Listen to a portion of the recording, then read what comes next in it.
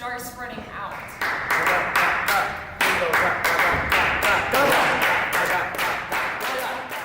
I thought it would be really important if we're going to do a work that honors the integrity of multiple disciplines, like without a fusion, like truly putting 4 or 5 different disciplines on the stage. I thought it was really helpful to have like a contemporary dance element in addition to classical ballet, in addition to jukin, in addition to tap dancing. Of course, bringing everyone together to do something that they're not necessarily comfortable with at the end of the work is something I love to do. Once you're here in Vail, it is a new world.